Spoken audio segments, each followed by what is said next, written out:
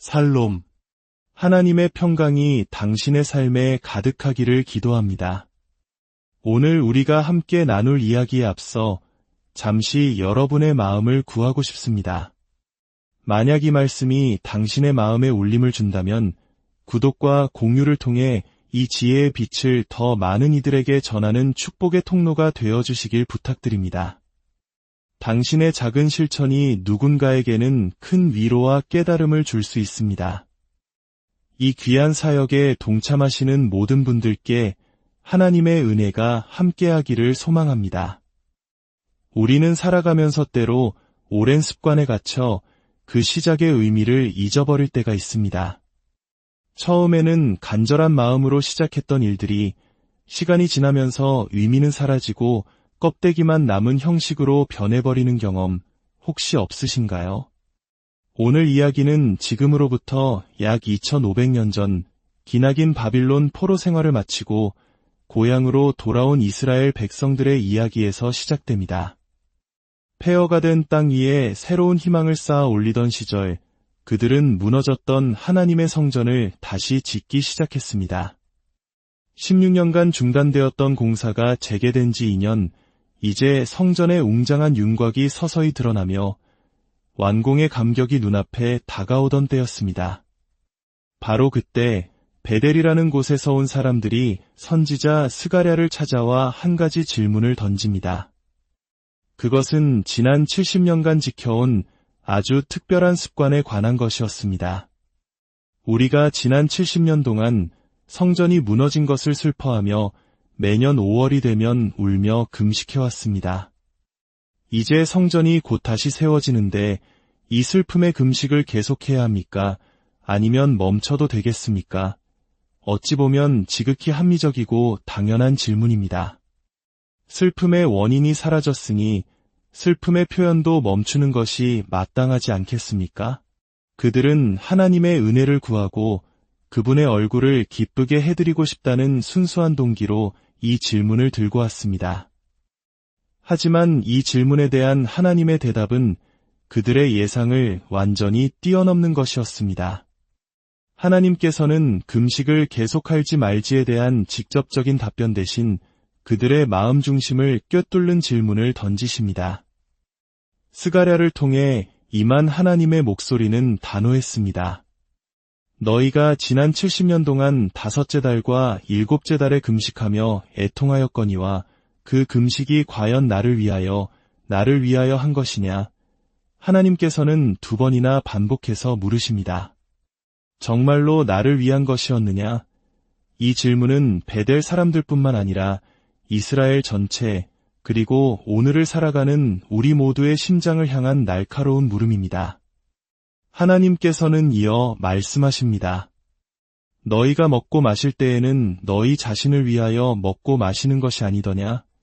그들의 금식도 심지어 그들의 일상적인 식사조차도 결국은 자기 자신을 위한 행위였다는 것입니다.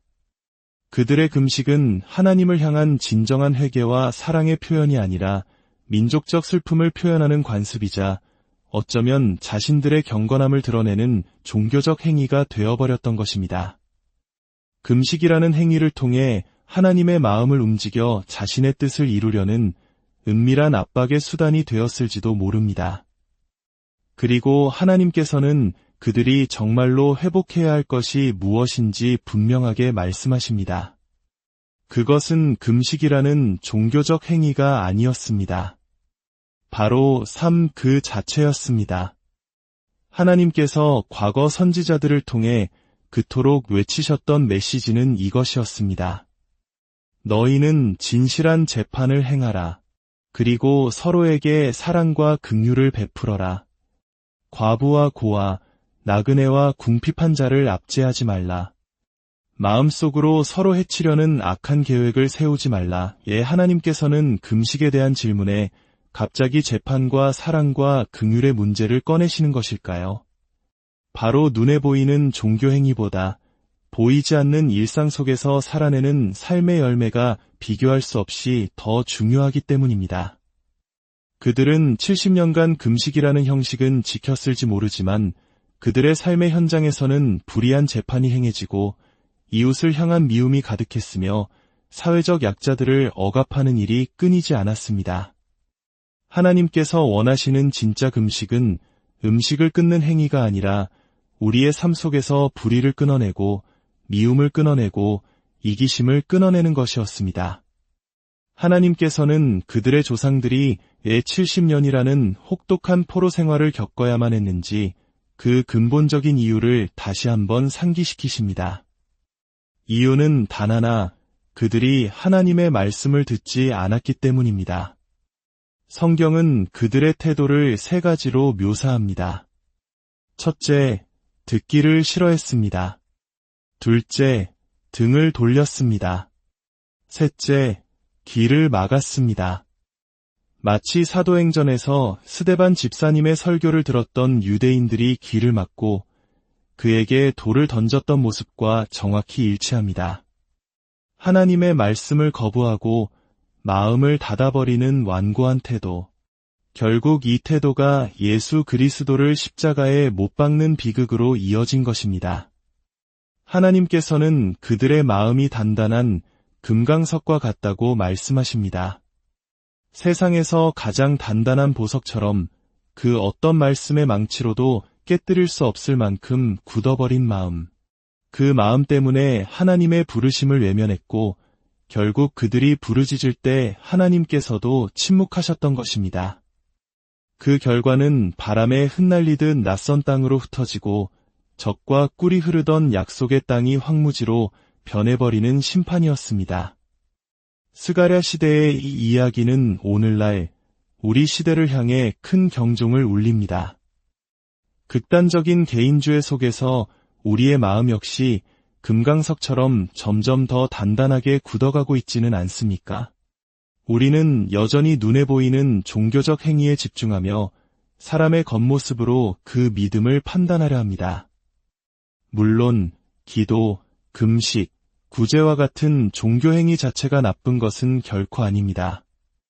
예수님께서도 친히 이 모든 것을 행하셨고 우리에게 가르치셨습니다. 그러나 예수님께서는 그 동기와 중심이 철저하게 하나님을 향해야 함을 강조하셨습니다. 예수님은 말씀하셨습니다.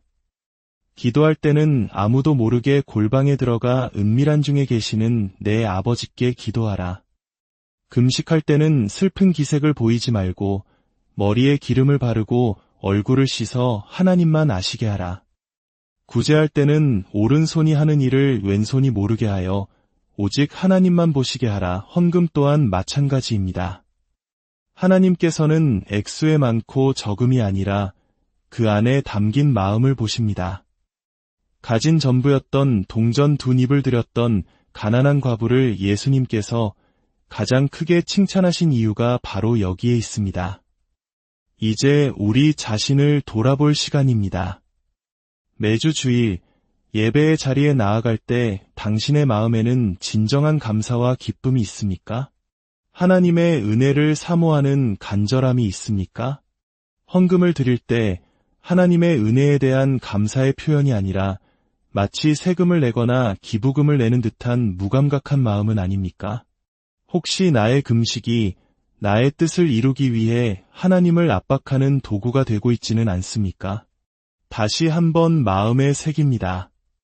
하나님을 향한 사랑과 이웃을 향한 사랑이 빠진 모든 종교행위는 하나님께서 받지 않으시는 공허한 울림일 뿐입니다. 사랑하는 여러분, 이번 한 주간 우리의 기도와 금식, 예배와 헌금이 그저 형식에 머무는 것이 아니라 하나님께서 기뻐 받으시는 진실한 삶으로 이어지기를 간절히 기도합니다. 우리의 굳어진 마음을 깨뜨리시고 다시 부드러운 마음을 주시는 회복의 하나님을 찬양합니다. 우리의 모든 신앙의 고백이 삶의 구체적인 열매로 맺어지게 하옵소서. 겉모습만이 아닌 마음과 삶 전체를 드리는 참된 예배자로 서게 하옵소서. 우리를 구원하신 예수 그리스도의 이름으로 기도드립니다. 아멘. 항상 기뻐하십시오. 쉬지 말고 기도하십시오. 모든 일에 샬롬. 하나님의 평강이 당신의 삶에 가득하기를 기도합니다. 오늘 우리가 함께 나눌 이야기에 앞서 잠시 여러분의 마음을 구하고 싶습니다. 만약 이 말씀이 당신의 마음에 울림을 준다면 구독과 공유를 통해 이 지혜의 빛을 더 많은 이들에게 전하는 축복의 통로가 되어주시길 부탁드립니다. 당신의 작은 실천이 누군가에게는 큰 위로와 깨달음을 줄 수 있습니다. 이 귀한 사역에 동참하시는 모든 분들께 하나님의 은혜가 함께하기를 소망합니다. 우리는 살아가면서 때로 오랜 습관에 갇혀 그 시작의 의미를 잊어버릴 때가 있습니다. 처음에는 간절한 마음으로 시작했던 일들이 시간이 지나면서 의미는 사라지고 껍데기만 남은 형식으로 변해버리는 경험 혹시 없으신가요? 오늘 이야기는 지금으로부터 약 2500년 전 기나긴 바빌론 포로 생활을 마치고 고향으로 돌아온 이스라엘 백성들의 이야기에서 시작됩니다. 폐허가 된 땅 위에 새로운 희망을 쌓아 올리던 시절 그들은 무너졌던 하나님의 성전을 다시 짓기 시작했습니다. 16년간 중단되었던 공사가 재개된 지 2년, 이제 성전의 웅장한 윤곽이 서서히 드러나며 완공의 감격이 눈앞에 다가오던 때였습니다. 바로 그때 베델이라는 곳에서 온 사람들이 선지자 스가랴를 찾아와 한 가지 질문을 던집니다. 그것은 지난 70년간 지켜온 아주 특별한 습관에 관한 것이었습니다. 우리가 지난 70년 동안 성전이 무너진 것을 슬퍼하며 매년 5월이 되면 울며 금식해왔습니다. 이제 성전이 곧 다시 세워지는데 이 슬픔의 금식을 계속해야 합니까? 아니면 멈춰도 되겠습니까? 어찌 보면 지극히 합리적이고 당연한 질문입니다. 슬픔의 원인이 사라졌으니 슬픔의 표현도 멈추는 것이 마땅하지 않겠습니까? 그들은 하나님의 은혜를 구하고 그분의 얼굴을 기쁘게 해드리고 싶다는 순수한 동기로 이 질문을 들고 왔습니다. 하지만 이 질문에 대한 하나님의 대답은 그들의 예상을 완전히 뛰어넘는 것이었습니다. 하나님께서는 금식을 계속할지 말지에 대한 직접적인 답변 대신 그들의 마음 중심을 꿰뚫는 질문을 던지십니다. 스가랴를 통해 임한 하나님의 목소리는 단호했습니다.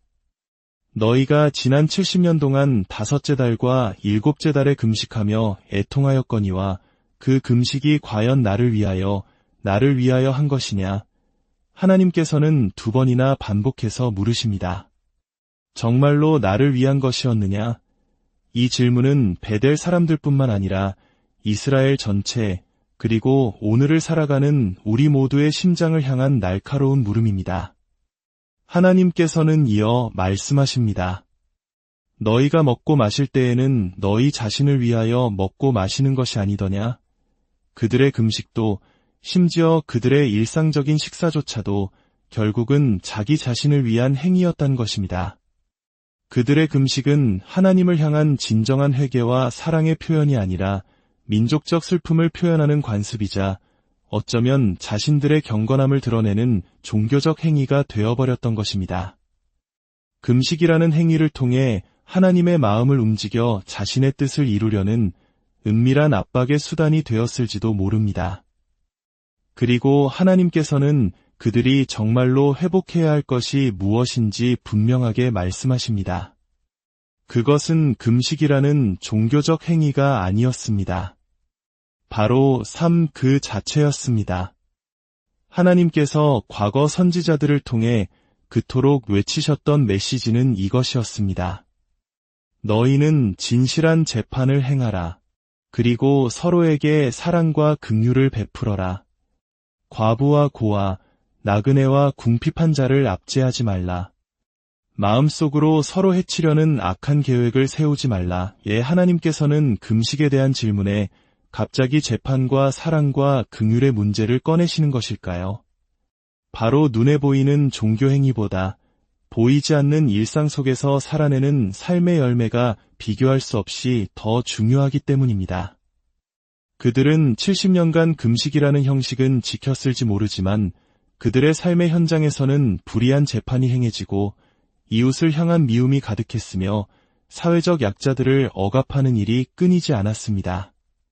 하나님께서 원하시는 진짜 금식은 음식을 끊는 행위가 아니라 우리의 삶 속에서 불의를 끊어내고 미움을 끊어내고 이기심을 끊어내는 것이었습니다.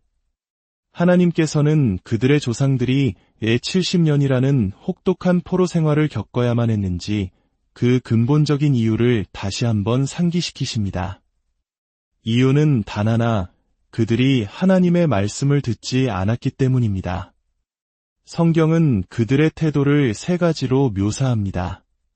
첫째, 듣기를 싫어했습니다. 둘째, 등을 돌렸습니다. 셋째, 길을 막았습니다. 마치 사도행전에서 스데반 집사님의 설교를 들었던 유대인들이 길을 막고 그에게 돌을 던졌던 모습과 정확히 일치합니다. 하나님의 말씀을 거부하고 마음을 닫아버리는 완고한 태도. 결국 이 태도가 예수 그리스도를 십자가에 못 박는 비극으로 이어진 것입니다. 하나님께서는 그들의 마음이 단단한 금강석과 같다고 말씀하십니다. 세상에서 가장 단단한 보석처럼 그 어떤 말씀의 망치로도 깨뜨릴 수 없을 만큼 굳어버린 마음. 그 마음 때문에 하나님의 부르심을 외면했고 결국 그들이 부르짖을 때 하나님께서도 침묵하셨던 것입니다. 그 결과는 바람에 흩날리듯 낯선 땅으로 흩어지고 적과 꿀이 흐르던 약속의 땅이 황무지로 변해버리는 심판이었습니다. 스가랴 시대의 이 이야기는 오늘날 우리 시대를 향해 큰 경종을 울립니다. 극단적인 개인주의 속에서 우리의 마음 역시 금강석처럼 점점 더 단단하게 굳어가고 있지는 않습니까? 우리는 여전히 눈에 보이는 종교적 행위에 집중하며 사람의 겉모습으로 그 믿음을 판단하려 합니다.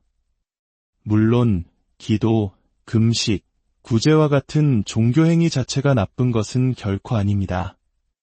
예수님께서도 친히 이 모든 것을 행하셨고 우리에게 가르치셨습니다. 그러나 예수님께서는 그 동기와 중심이 철저하게 하나님을 향해야 함을 강조하셨습니다. 예수님은 말씀하셨습니다. 기도할 때는 아무도 모르게 골방에 들어가 은밀한 중에 계시는 내 아버지께 기도하라. 금식할 때는 슬픈 기색을 보이지 말고 머리에 기름을 바르고 얼굴을 씻어 하나님만 아시게 하라. 구제할 때는 오른손이 하는 일을 왼손이 모르게 하여 오직 하나님만 보시게 하라. 헌금 또한 마찬가지입니다. 하나님께서는 액수에 많고 적음이 아니라 그 안에 담긴 마음을 보십니다. 가진 전부였던 동전 2닙을 드렸던 가난한 과부를 예수님께서 가장 크게 칭찬하신 이유가 바로 여기에 있습니다. 이제 우리 자신을 돌아볼 시간입니다. 매주 주일 예배의 자리에 나아갈 때 당신의 마음에는 진정한 감사와 기쁨이 있습니까? 하나님의 은혜를 사모하는 간절함이 있습니까? 헌금을 드릴 때 하나님의 은혜에 대한 감사의 표현이 아니라 마치 세금을 내거나 기부금을 내는 듯한 무감각한 마음은 아닙니까? 혹시 나의 금식이 나의 뜻을 이루기 위해 하나님을 압박하는 도구가 되고 있지는 않습니까? 다시 한번 마음에 새깁니다. 하나님을 향한 사랑과 이웃을 향한 사랑이 빠진 모든 종교행위는 하나님께서 받지 않으시는 공허한 울림일 뿐입니다. 사랑하는 여러분, 이번 한 주간 우리의 기도와 금식, 예배와 헌금이 그저 형식에 머무는 것이 아니라 하나님께서 기뻐 받으시는 진실한 삶으로 이어지기를 간절히 기도합니다. 우리의 굳어진 마음을 깨뜨리시고 다시 부드러운 마음을 주시는 회복의 하나님을 찬양합니다. 우리의 모든 신앙의 고백이 삶의 구체적인 열매로 맺어지게 하옵소서. 겉모습만이 아닌 마음과 삶 전체를 드리는 참된 예배자로 서게 하옵소서. 우리를 구원하신 예수 그리스도의 이름으로 기도드립니다. 아멘. 항상 기뻐하십시오. 쉬지 말고 기도하십시오. 모든 일에 살롬. 하나님의 평강이 당신의 삶에 가득하기를 기도합니다. 오늘 우리가 함께 나눌 이야기에 앞서 잠시 여러분의 마음을 구하고 싶습니다. 만약 이 말씀이 당신의 마음에 울림을 준다면 구독과 공유를 통해 이 지혜의 빛을 더 많은 이들에게 전하는 축복의 통로가 되어주시길 부탁드립니다. 당신의 작은 실천이 누군가에게는 큰 위로와 깨달음을 줄 수 있습니다. 이 귀한 사역에 동참하시는 모든 분들께 하나님의 은혜가 함께하기를 소망합니다. 우리는 살아가면서 때로 오랜 습관에 갇혀 그 시작의 의미를 잊어버릴 때가 있습니다. 처음에는 간절한 마음으로 시작했던 일들이 시간이 지나면서 의미는 사라지고 껍데기만 남은 형식으로 변해버리는 경험 혹시 없으신가요? 오늘 이야기는 지금으로부터 약 2500년 전 기나긴 바빌론 포로 생활을 마치고 고향으로 돌아온 이스라엘 백성들의 이야기에서 시작됩니다. 폐허가 된 땅 위에 새로운 희망을 쌓아 올리던 시절 그들은 무너졌던 하나님의 성전을 다시 짓기 시작했습니다. 16년간 중단되었던 공사가 재개된 지 2년, 이제 성전의 웅장한 윤곽이 서서히 드러나며 완공의 감격이 눈앞에 다가오던 때였습니다. 바로 그때 베델이라는 곳에서 온 사람들이 선지자 스가랴를 찾아와 한 가지 질문을 던집니다.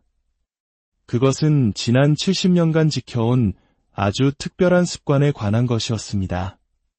우리가 지난 70년 동안 성전이 무너진 것을 슬퍼하며 매년 5월이 되면 울며 금식해왔습니다. 이제 성전이 곧 다시 세워지는데 이 슬픔의 금식을 계속해야 합니까? 아니면 멈춰도 되겠습니까? 어찌 보면 지극히 합리적이고 당연한 질문입니다. 슬픔의 원인이 사라졌으니 슬픔의 표현도 멈추는 것이 마땅하지 않겠습니까? 그들은 하나님의 은혜를 구하고 그분의 얼굴을 기쁘게 해드리고 싶다는 순수한 동기로 이 질문을 들고 왔습니다. 하지만 이 질문에 대한 하나님의 대답은 그들의 예상을 완전히 뛰어넘는 것이었습니다. 하나님께서는 금식을 계속할지 말지에 대한 직접적인 답변 대신 그들의 마음 중심을 꿰뚫는 질문을 던지십니다. 스가랴를 통해 임한 하나님의 목소리는 단호했습니다. 너희가 지난 70년 동안 5째 달과 7째 달에 금식하며 애통하였거니와 그 금식이 과연 나를 위하여 한 것이냐? 하나님께서는 2번이나 반복해서 물으십니다. 정말로 나를 위한 것이었느냐? 이 질문은 베델 사람들뿐만 아니라 이스라엘 전체 그리고 오늘을 살아가는 우리 모두의 심장을 향한 날카로운 물음입니다. 하나님께서는 이어 말씀하십니다. 너희가 먹고 마실 때에는 너희 자신을 위하여 먹고 마시는 것이 아니더냐? 그들의 금식도 심지어 그들의 일상적인 식사조차도 결국은 자기 자신을 위한 행위였다는 것입니다. 그들의 금식은 하나님을 향한 진정한 회개와 사랑의 표현이 아니라 민족적 슬픔을 표현하는 관습이자 어쩌면 자신들의 경건함을 드러내는 종교적 행위가 되어버렸던 것입니다. 금식이라는 행위를 통해 하나님의 마음을 움직여 자신의 뜻을 이루려는 은밀한 압박의 수단이 되었을지도 모릅니다. 그리고 하나님께서는 그들이 정말로 회복해야 할 것이 무엇인지 분명하게 말씀하십니다. 그것은 금식이라는 종교적 행위가 아니었습니다. 바로 삶 그 자체였습니다. 하나님께서 과거 선지자들을 통해 그토록 외치셨던 메시지는 이것이었습니다. 너희는 진실한 재판을 행하라. 그리고 서로에게 사랑과 긍휼을 베풀어라. 과부와 고아, 나그네와 궁핍한 자를 압제하지 말라. 마음속으로 서로 해치려는 악한 계획을 세우지 말라. 하나님께서는 금식에 대한 질문에 갑자기 재판과 사랑과 긍휼의 문제를 꺼내시는 것일까요? 바로 눈에 보이는 종교 행위보다 보이지 않는 일상 속에서 살아내는 삶의 열매가 비교할 수 없이 더 중요하기 때문입니다. 그들은 70년간 금식이라는 형식은 지켰을지 모르지만 그들의 삶의 현장에서는 불의한 재판이 행해지고 이웃을 향한 미움이 가득했으며 사회적 약자들을 억압하는 일이 끊이지 않았습니다. 하나님께서 원하시는 진짜 금식은 음식을 끊는 행위가 아니라 우리의 삶 속에서 불의를 끊어내고 미움을 끊어내고 이기심을 끊어내는 것이었습니다. 하나님께서는 그들의 조상들이 왜 70년이라는 혹독한 포로 생활을 겪어야만 했는지 그 근본적인 이유를 다시 한번 상기시키십니다. 이유는 단 하나, 그들이 하나님의 말씀을 듣지 않았기 때문입니다. 성경은 그들의 태도를 세 가지로 묘사합니다. 첫째, 듣기를 싫어했습니다. 둘째, 등을 돌렸습니다. 셋째, 길을 막았습니다. 마치 사도행전에서 스데반 집사님의 설교를 들었던 유대인들이 길을 막고 그에게 돌을 던졌던 모습과 정확히 일치합니다. 하나님의 말씀을 거부하고 마음을 닫아버리는 완고한 태도. 결국 이 태도가 예수 그리스도를 십자가에 못 박는 비극으로 이어진 것입니다. 하나님께서는 그들의 마음이 단단한 금강석과 같다고 말씀하십니다. 세상에서 가장 단단한 보석처럼 그 어떤 말씀의 망치로도 깨뜨릴 수 없을 만큼 굳어버린 마음. 그 마음 때문에 하나님의 부르심을 외면했고 결국 그들이 부르짖을 때 하나님께서도 침묵하셨던 것입니다. 그 결과는 바람에 흩날리듯 낯선 땅으로 흩어지고 적과 꿀이 흐르던 약속의 땅이 황무지로 변해버리는 심판이었습니다. 스가랴 시대의 이 이야기는 오늘날 우리 시대를 향해 큰 경종을 울립니다. 극단적인 개인주의 속에서 우리의 마음 역시 금강석처럼 점점 더 단단하게 굳어가고 있지는 않습니까? 우리는 여전히 눈에 보이는 종교적 행위에 집중하며 사람의 겉모습으로 그 믿음을 판단하려 합니다. 물론 기도, 금식, 구제와 같은 종교행위 자체가 나쁜 것은 결코 아닙니다. 예수님께서도 친히 이 모든 것을 행하셨고 우리에게 가르치셨습니다. 그러나 예수님께서는 그 동기와 중심이 철저하게 하나님을 향해야 함을 강조하셨습니다. 예수님은 말씀하셨습니다. 기도할 때는 아무도 모르게 골방에 들어가 은밀한 중에 계시는 내 아버지께 기도하라. 금식할 때는 슬픈 기색을 보이지 말고 머리에 기름을 바르고 얼굴을 씻어 하나님만 아시게 하라. 구제할 때는 오른손이 하는 일을 왼손이 모르게 하여 오직 하나님만 보시게 하라. 헌금 또한 마찬가지입니다. 하나님께서는 액수에 많고 적음이 아니라 그 안에 담긴 마음을 보십니다. 가진 전부였던 동전 2닙을 드렸던 가난한 과부를 예수님께서 가장 크게 칭찬하신 이유가 바로 여기에 있습니다. 이제 우리 자신을 돌아볼 시간입니다. 매주 주일 예배의 자리에 나아갈 때 당신의 마음에는 진정한 감사와 기쁨이 있습니까? 하나님의 은혜를 사모하는 간절함이 있습니까? 헌금을 드릴 때 하나님의 은혜에 대한 감사의 표현이 아니라 마치 세금을 내거나 기부금을 내는 듯한 무감각한 마음은 아닙니까? 혹시 나의 금식이 나의 뜻을 이루기 위해 하나님을 압박하는 도구가 되고 있지는 않습니까? 다시 한번 마음에 새깁니다. 하나님을 향한 사랑과 이웃을 향한 사랑이 빠진 모든 종교행위는 하나님께서 받지 않으시는 공허한 울림일 뿐입니다. 사랑하는 여러분, 이번 한 주간 우리의 기도와 금식, 예배와 헌금이 그저 형식에 머무는 것이 아니라 하나님께서 기뻐 받으시는 진실한 삶으로 이어지기를 간절히 기도합니다.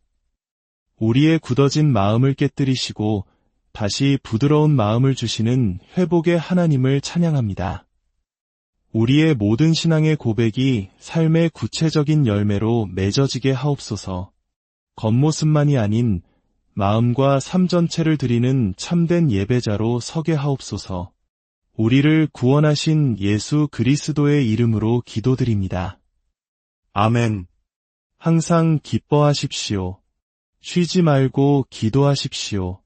모든 일에 살롬. 하나님의 평강이 당신의 삶에 가득하기를 기도합니다. 오늘 우리가 함께 나눌 이야기에 앞서 잠시 여러분의 마음을 구하고 싶습니다.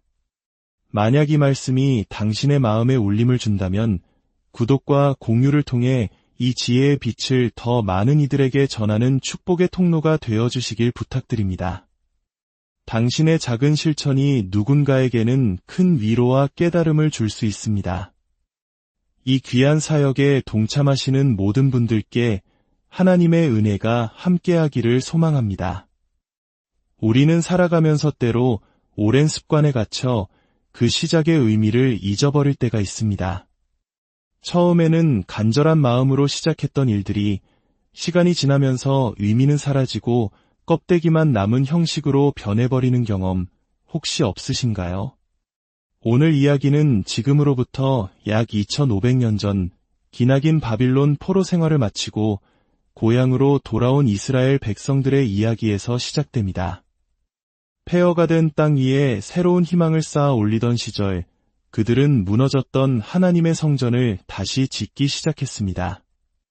16년간 중단되었던 공사가 재개된 지 2년, 이제 성전의 웅장한 윤곽이 서서히 드러나며 완공의 감격이 눈앞에 다가오던 때였습니다.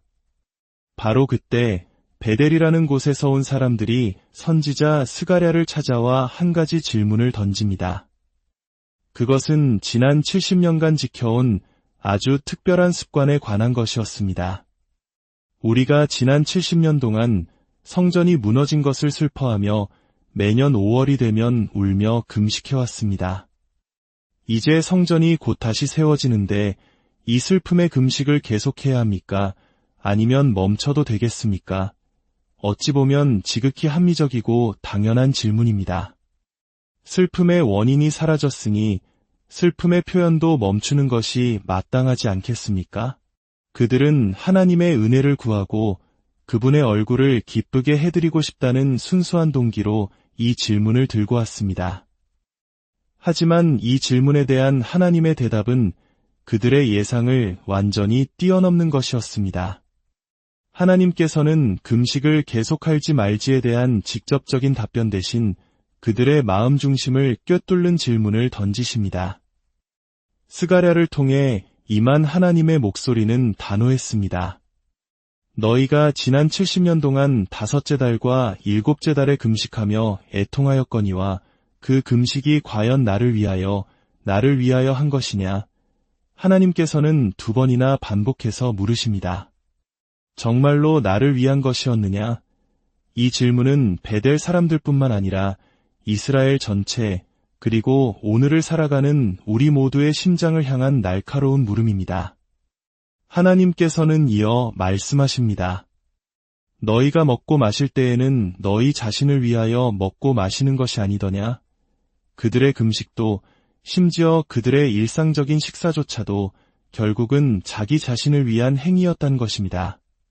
그들의 금식은 하나님을 향한 진정한 회개와 사랑의 표현이 아니라 민족적 슬픔을 표현하는 관습이자 어쩌면 자신들의 경건함을 드러내는 종교적 행위가 되어버렸던 것입니다.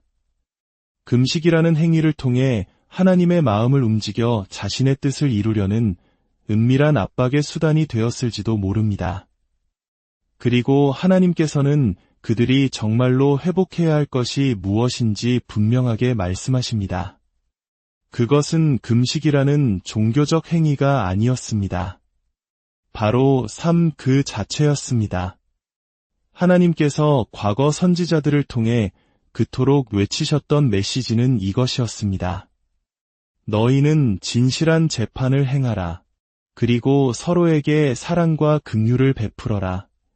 과부와 고아, 나그네와 궁핍한 자를 압제하지 말라. 마음속으로 서로 해치려는 악한 계획을 세우지 말라. 예, 하나님께서는 금식에 대한 질문에 갑자기 재판과 사랑과 긍휼의 문제를 꺼내시는 것일까요? 바로 눈에 보이는 종교 행위보다 보이지 않는 일상 속에서 살아내는 삶의 열매가 비교할 수 없이 더 중요하기 때문입니다. 그들은 70년간 금식이라는 형식은 지켰을지 모르지만 그들의 삶의 현장에서는 불의한 재판이 행해지고 이웃을 향한 미움이 가득했으며 사회적 약자들을 억압하는 일이 끊이지 않았습니다. 하나님께서 원하시는 진짜 금식은 음식을 끊는 행위가 아니라 우리의 삶 속에서 불의를 끊어내고 미움을 끊어내고 이기심을 끊어내는 것이었습니다. 하나님께서는 그들의 조상들이 왜 70년이라는 혹독한 포로 생활을 겪어야만 했는지 그 근본적인 이유를 다시 한번 상기시키십니다. 이유는 단 하나, 그들이 하나님의 말씀을 듣지 않았기 때문입니다. 성경은 그들의 태도를 세 가지로 묘사합니다. 첫째, 듣기를 싫어했습니다. 둘째, 등을 돌렸습니다. 셋째, 길을 막았습니다. 마치 사도행전에서 스데반 집사님의 설교를 들었던 유대인들이 길을 막고 그에게 돌을 던졌던 모습과 정확히 일치합니다. 하나님의 말씀을 거부하고 마음을 닫아버리는 완고한 태도. 결국 이 태도가 예수 그리스도를 십자가에 못 박는 비극으로 이어진 것입니다. 하나님께서는 그들의 마음이 단단한 금강석과 같다고 말씀하십니다. 세상에서 가장 단단한 보석처럼 그 어떤 말씀의 망치로도 깨뜨릴 수 없을 만큼 굳어버린 마음. 그 마음 때문에 하나님의 부르심을 외면했고 결국 그들이 부르짖을 때 하나님께서도 침묵하셨던 것입니다. 그 결과는 바람에 흩날리듯 낯선 땅으로 흩어지고 적과 꿀이 흐르던 약속의 땅이 황무지로 변해버리는 심판이었습니다. 스가랴 시대의 이 이야기는 오늘날 우리 시대를 향해 큰 경종을 울립니다. 극단적인 개인주의 속에서 우리의 마음 역시 금강석처럼 점점 더 단단하게 굳어가고 있지는 않습니까? 우리는 여전히 눈에 보이는 종교적 행위에 집중하며 사람의 겉모습으로 그 믿음을 판단하려 합니다. 물론 기도, 금식, 구제와 같은 종교 행위 자체가 나쁜 것은 결코 아닙니다. 예수님께서도 친히 이 모든 것을 행하셨고 우리에게 가르치셨습니다. 그러나 예수님께서는 그 동기와 중심이 철저하게 하나님을 향해야 함을 강조하셨습니다. 예수님은 말씀하셨습니다. 기도할 때는 아무도 모르게 골방에 들어가 은밀한 중에 계시는 내 아버지께 기도하라. 금식할 때는 슬픈 기색을 보이지 말고 머리에 기름을 바르고 얼굴을 씻어 하나님만 아시게 하라. 구제할 때는 오른손이 하는 일을 왼손이 모르게 하여 오직 하나님만 보시게 하라. 헌금 또한 마찬가지입니다. 하나님께서는 액수에 많고 적음이 아니라 그 안에 담긴 마음을 보십니다. 가진 전부였던 동전 2닙을 드렸던 가난한 과부를 예수님께서 가장 크게 칭찬하신 이유가 바로 여기에 있습니다. 이제 우리 자신을 돌아볼 시간입니다. 매주 주일 예배의 자리에 나아갈 때 당신의 마음에는 진정한 감사와 기쁨이 있습니까? 하나님의 은혜를 사모하는 간절함이 있습니까?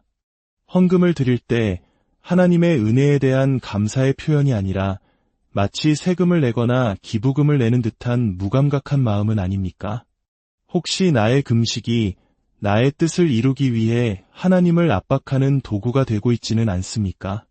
다시 한번 마음에 새깁니다. 하나님을 향한 사랑과 이웃을 향한 사랑이 빠진 모든 종교행위는 하나님께서 받지 않으시는 공허한 울림일 뿐입니다. 사랑하는 여러분, 이번 한 주간 우리의 기도와 금식, 예배와 헌금이 그저 형식에 머무는 것이 아니라 하나님께서 기뻐 받으시는 진실한 삶으로 이어지기를 간절히 기도합니다. 우리의 굳어진 마음을 깨뜨리시고 다시 부드러운 마음을 주시는 회복의 하나님을 찬양합니다. 우리의 모든 신앙의 고백이 삶의 구체적인 열매로 맺어지게 하옵소서. 겉모습만이 아닌 마음과 삶 전체를 드리는 참된 예배자로 서게 하옵소서. 우리를 구원하신 예수 그리스도의 이름으로 기도드립니다. 아멘. 항상 기뻐하십시오. 쉬지 말고 기도하십시오. 모든 일에 샬롬. 하나님의 평강이 당신의 삶에 가득하기를 기도합니다. 오늘 우리가 함께 나눌 이야기에 앞서 잠시 여러분의 마음을 구하고 싶습니다. 만약 이 말씀이 당신의 마음에 울림을 준다면 구독과 공유를 통해 이 지혜의 빛을 더 많은 이들에게 전하는 축복의 통로가 되어주시길 부탁드립니다. 당신의 작은 실천이 누군가에게는 큰 위로와 깨달음을 줄 수 있습니다. 이 귀한 사역에 동참하시는 모든 분들께 하나님의 은혜가 함께하기를 소망합니다. 우리는 살아가면서 때로 오랜 습관에 갇혀 그 시작의 의미를 잊어버릴 때가 있습니다. 처음에는 간절한 마음으로 시작했던 일들이 시간이 지나면서 의미는 사라지고 껍데기만 남은 형식으로 변해버리는 경험 혹시 없으신가요? 오늘 이야기는 지금으로부터 약 2500년 전 기나긴 바빌론 포로 생활을 마치고 고향으로 돌아온 이스라엘 백성들의 이야기에서 시작됩니다. 폐허가 된 땅 위에 새로운 희망을 쌓아 올리던 시절 그들은 무너졌던 하나님의 성전을 다시 짓기 시작했습니다. 16년간 중단되었던 공사가 재개된 지 2년, 이제 성전의 웅장한 윤곽이 서서히 드러나며 완공의 감격이 눈앞에 다가오던 때였습니다. 바로 그때 베델이라는 곳에서 온 사람들이 선지자 스가랴를 찾아와 한 가지 질문을 던집니다. 그것은 지난 70년간 지켜온 아주 특별한 습관에 관한 것이었습니다. 우리가 지난 70년 동안 성전이 무너진 것을 슬퍼하며 매년 5월이 되면 울며 금식해왔습니다. 이제 성전이 곧 다시 세워지는데 이 슬픔의 금식을 계속해야 합니까? 아니면 멈춰도 되겠습니까? 어찌 보면 지극히 합리적이고 당연한 질문입니다. 슬픔의 원인이 사라졌으니 슬픔의 표현도 멈추는 것이 마땅하지 않겠습니까? 그들은 하나님의 은혜를 구하고 그분의 얼굴을 기쁘게 해드리고 싶다는 순수한 동기로 이 질문을 들고 왔습니다. 하지만 이 질문에 대한 하나님의 대답은 그들의 예상을 완전히 뛰어넘는 것이었습니다. 하나님께서는 금식을 계속할지 말지에 대한 직접적인 답변 대신 그들의 마음 중심을 꿰뚫는 질문을 던지십니다. 스가랴를 통해 임한 하나님의 목소리는 단호했습니다. 너희가 지난 70년 동안 5째 달과 7째 달에 금식하며 애통하였거니와 그 금식이 과연 나를 위하여 한 것이냐? 하나님께서는 2번이나 반복해서 물으십니다. 정말로 나를 위한 것이었느냐? 이 질문은 베델 사람들뿐만 아니라 이스라엘 전체 그리고 오늘을 살아가는 우리 모두의 심장을 향한 날카로운 물음입니다. 하나님께서는 이어 말씀하십니다. 너희가 먹고 마실 때에는 너희 자신을 위하여 먹고 마시는 것이 아니더냐? 그들의 금식도 심지어 그들의 일상적인 식사조차도 결국은 자기 자신을 위한 행위였다는 것입니다. 그들의 금식은 하나님을 향한 진정한 회개와 사랑의 표현이 아니라 민족적 슬픔을 표현하는 관습이자 어쩌면 자신들의 경건함을 드러내는 종교적 행위가 되어버렸던 것입니다. 금식이라는 행위를 통해 하나님의 마음을 움직여 자신의 뜻을 이루려는 은밀한 압박의 수단이 되었을지도 모릅니다. 그리고 하나님께서는 그들이 정말로 회복해야 할 것이 무엇인지 분명하게 말씀하십니다. 그것은 금식이라는 종교적 행위가 아니었습니다. 바로 삶 그 자체였습니다. 하나님께서 과거 선지자들을 통해 그토록 외치셨던 메시지는 이것이었습니다. 너희는 진실한 재판을 행하라. 그리고 서로에게 사랑과 긍휼을 베풀어라. 과부와 고아, 나그네와 궁핍한 자를 압제하지 말라. 마음속으로 서로 해치려는 악한 계획을 세우지 말라. 하나님께서는 금식에 대한 질문에 갑자기 재판과 사랑과 긍휼의 문제를 꺼내시는 것일까요? 바로 눈에 보이는 종교 행위보다 보이지 않는 일상 속에서 살아내는 삶의 열매가 비교할 수 없이 더 중요하기 때문입니다. 그들은 70년간 금식이라는 형식은 지켰을지 모르지만 그들의 삶의 현장에서는 불의한 재판이 행해지고 이웃을 향한 미움이 가득했으며 사회적 약자들을 억압하는 일이 끊이지 않았습니다. 하나님께서 원하시는 진짜 금식은 음식을 끊는 행위가 아니라 우리의 삶 속에서 불의를 끊어내고 미움을 끊어내고 이기심을 끊어내는 것이었습니다. 하나님께서는 그들의 조상들이 왜 70년이라는 혹독한 포로 생활을 겪어야만 했는지 그 근본적인 이유를 다시 한번 상기시키십니다. 이유는 단 하나, 그들이 하나님의 말씀을 듣지 않았기 때문입니다. 성경은 그들의 태도를 세 가지로 묘사합니다. 첫째, 듣기를 싫어했습니다. 둘째, 등을 돌렸습니다. 셋째, 길을 막았습니다. 마치 사도행전에서 스데반 집사님의 설교를 들었던 유대인들이 길을 막고 그에게 돌을 던졌던 모습과 정확히 일치합니다. 하나님의 말씀을 거부하고 마음을 닫아버리는 완고한 태도.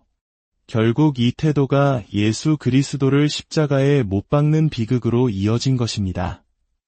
하나님께서는 그들의 마음이 단단한 금강석과 같다고 말씀하십니다. 세상에서 가장 단단한 보석처럼 그 어떤 말씀의 망치로도 깨뜨릴 수 없을 만큼 굳어버린 마음. 그 마음 때문에 하나님의 부르심을 외면했고 결국 그들이 부르짖을 때 하나님께서도 침묵하셨던 것입니다. 그 결과는 바람에 흩날리듯 낯선 땅으로 흩어지고 적과 꿀이 흐르던 약속의 땅이 황무지로 변해버리는 심판이었습니다. 스가랴 시대의 이 이야기는 오늘날 우리 시대를 향해 큰 경종을 울립니다. 극단적인 개인주의 속에서 우리의 마음 역시 금강석처럼 점점 더 단단하게 굳어가고 있지는 않습니까? 우리는 여전히 눈에 보이는 종교적 행위에 집중하며 사람의 겉모습으로 그 믿음을 판단하려 합니다. 물론 기도, 금식, 구제와 같은 종교행위 자체가 나쁜 것은 결코 아닙니다. 예수님께서도 친히 이 모든 것을 행하셨고 우리에게 가르치셨습니다. 그러나 예수님께서는 그 동기와 중심이 철저하게 하나님을 향해야 함을 강조하셨습니다. 예수님은 말씀하셨습니다. 기도할 때는 아무도 모르게 골방에 들어가 은밀한 중에 계시는 내 아버지께 기도하라. 금식할 때는 슬픈 기색을 보이지 말고 머리에 기름을 바르고 얼굴을 씻어 하나님만 아시게 하라. 구제할 때는 오른손이 하는 일을 왼손이 모르게 하여 오직 하나님만 보시게 하라. 헌금 또한 마찬가지입니다. 하나님께서는 액수에 많고 적음이 아니라 그 안에 담긴 마음을 보십니다. 가진 전부였던 동전 2닙을 드렸던 가난한 과부를 예수님께서 가장 크게 칭찬하신 이유가 바로 여기에 있습니다. 이제 우리 자신을 돌아볼 시간입니다. 매주 주일 예배의 자리에 나아갈 때 당신의 마음에는 진정한 감사와 기쁨이 있습니까? 하나님의 은혜를 사모하는 간절함이 있습니까? 헌금을 드릴 때 하나님의 은혜에 대한 감사의 표현이 아니라 마치 세금을 내거나 기부금을 내는 듯한 무감각한 마음은 아닙니까? 혹시 나의 금식이 나의 뜻을 이루기 위해 하나님을 압박하는 도구가 되고 있지는 않습니까? 다시 한번 마음에 새깁니다. 하나님을 향한 사랑과 이웃을 향한 사랑이 빠진 모든 종교행위는 하나님께서 받지 않으시는 공허한 울림일 뿐입니다. 사랑하는 여러분, 이번 한 주간 우리의 기도와 금식, 예배와 헌금이 그저 형식에 머무는 것이 아니라 하나님께서 기뻐 받으시는 진실한 삶으로 이어지기를 간절히 기도합니다. 우리의 굳어진 마음을 깨뜨리시고 다시 부드러운 마음을 주시는 회복의 하나님을 찬양합니다. 우리의 모든 신앙의 고백이 삶의 구체적인 열매로 맺어지게 하옵소서. 겉모습만이 아닌 마음과 삶 전체를 드리는 참된 예배자로 서게 하옵소서.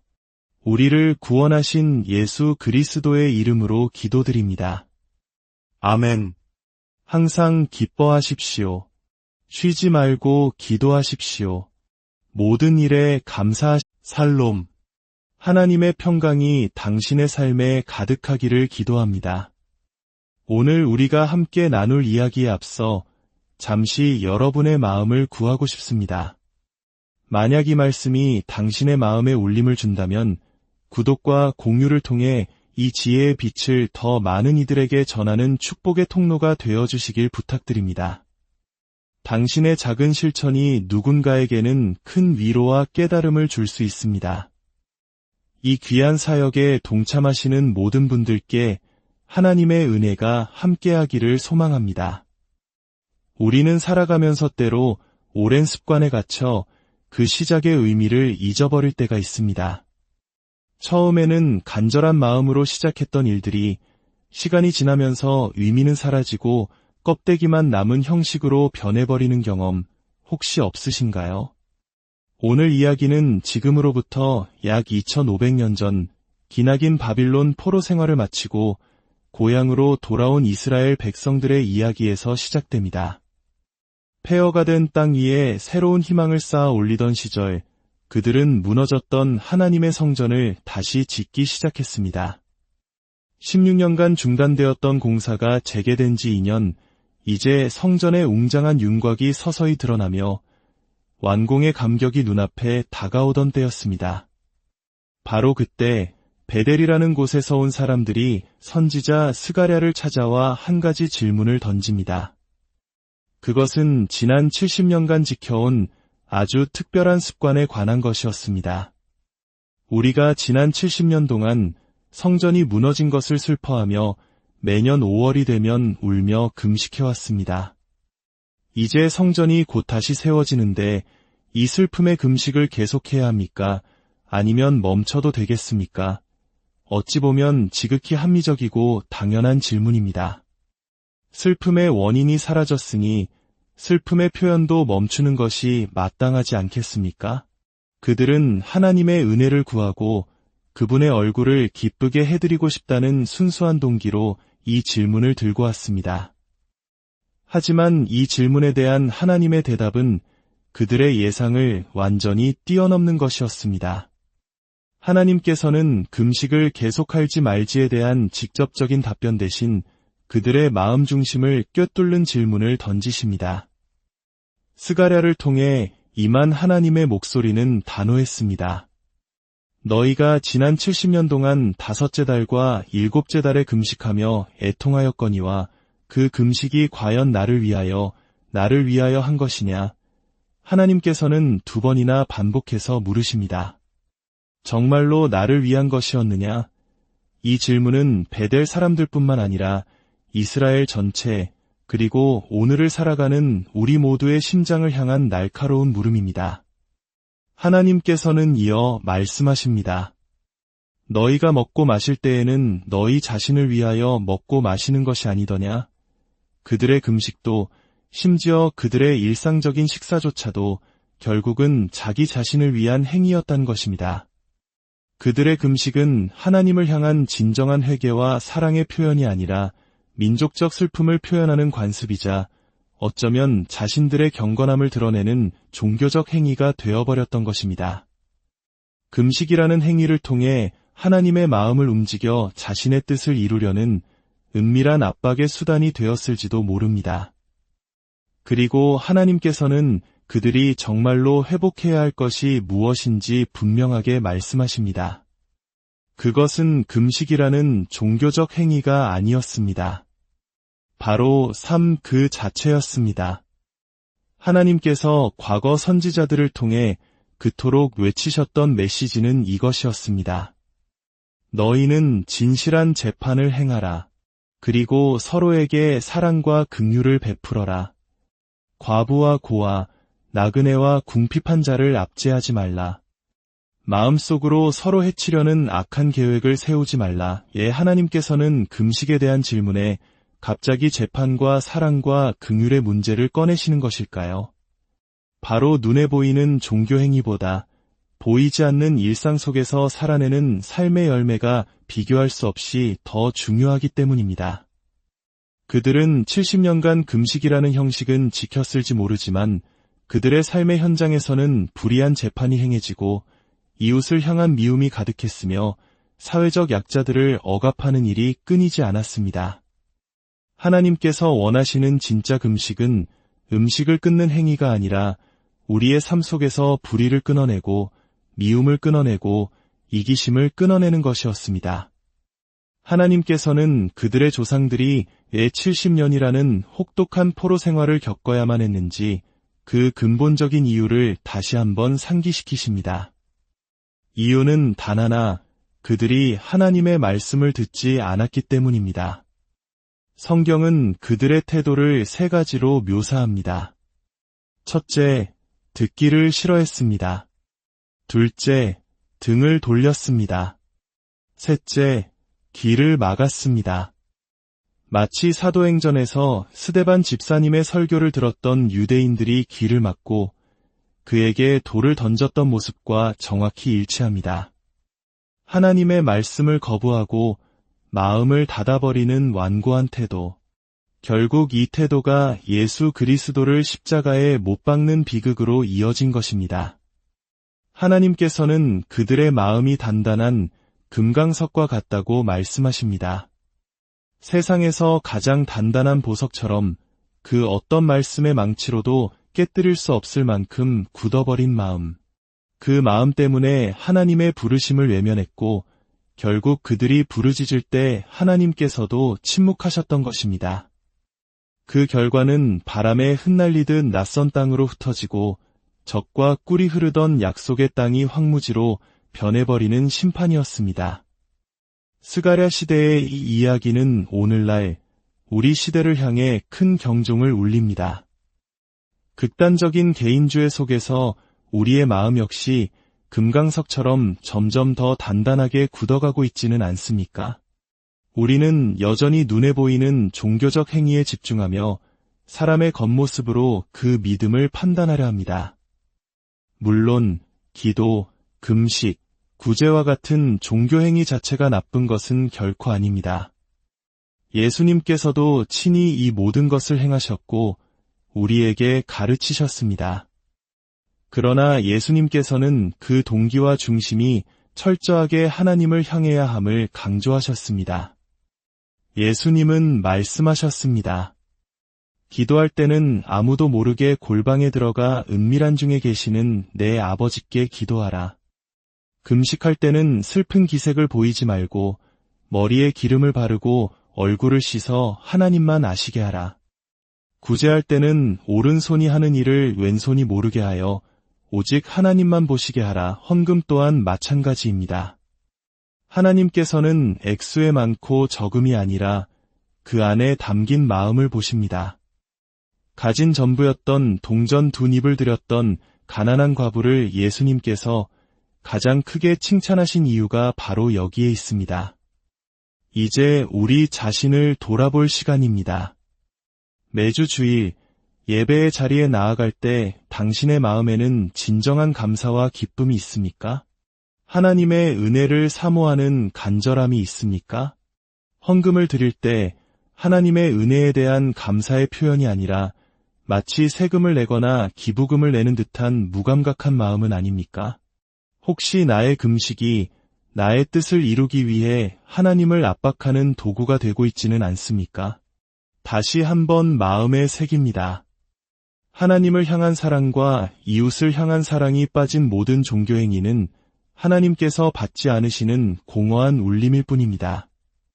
사랑하는 여러분, 이번 한 주간 우리의 기도와 금식, 예배와 헌금이 그저 형식에 머무는 것이 아니라 하나님께서 기뻐 받으시는 진실한 삶으로 이어지기를 간절히 기도합니다. 우리의 굳어진 마음을 깨뜨리시고 다시 부드러운 마음을 주시는 회복의 하나님을 찬양합니다.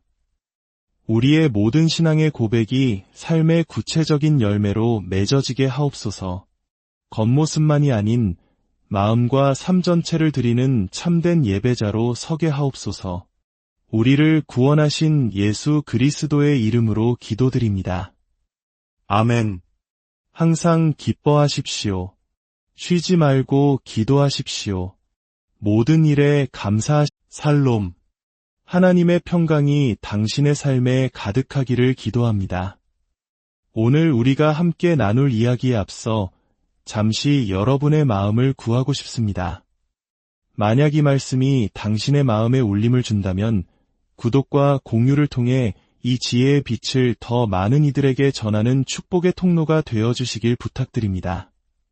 당신의 작은 실천이 누군가에게는 큰 위로와 깨달음을 줄 수 있습니다. 이 귀한 사역에 동참하시는 모든 분들께 하나님의 은혜가 함께하기를 소망합니다. 우리는 살아가면서 때로 오랜 습관에 갇혀